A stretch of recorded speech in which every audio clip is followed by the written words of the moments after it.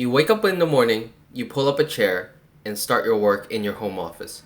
But all of a sudden, you stumble on the term FPL shown on your screen. You wonder, is it fruit pizza with lemon? But it is not yet time for afternoon tea. Then what could it be? Worry no further, let me explain. FPL refers to Federal Poverty Level or Federal Poverty Guideline. The poverty guidelines were initially issued by the Office of Economic Opportunity in December 1965. After the Omnibus Budget Reconciliation Act of 1981, responsibility for issuing the guidelines was transferred to the Department of Health and Human Services. However, the poverty guidelines are sometimes loosely referred to as the federal poverty level, but that phrase is ambiguous and should be avoided, especially in legislative or administrative situations where precision is important. Then what is the federal poverty level? When the US government measures poverty, it uses an economic measure to measure how much income a person or a household brings in each year. Poverty refers to people who lack sufficient income or material possessions for their needs. The FPL is set to the minimum amount of income that a family needs for food, clothing, transportation, shelter, and other necessities.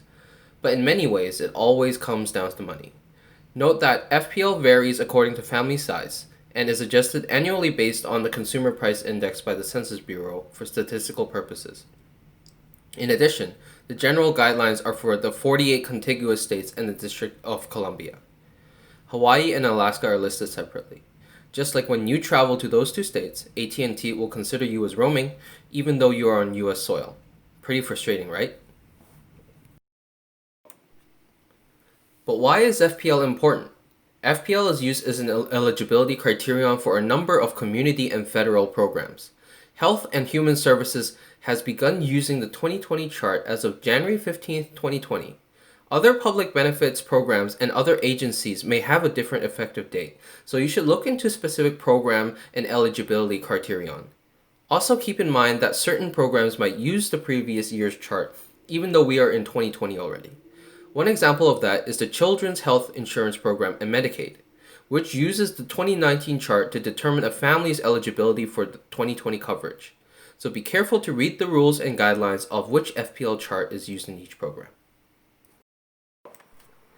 Great! Then what kind of data does ICAM provide, and what poverty level is relevant to you?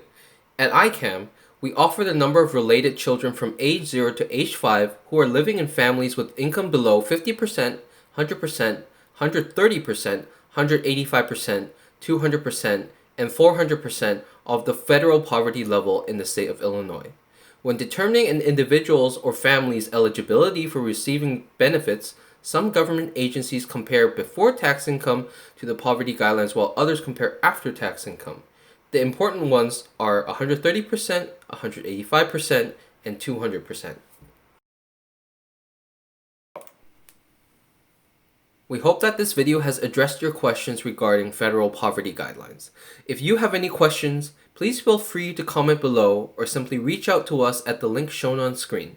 Also, please check our wonderful newsletters which highlight ICAM news, data updates, and new features. All you need to do is enter your email address and hit the subscribe button on our website. It is as simple as that. Thank you for watching and see you next time.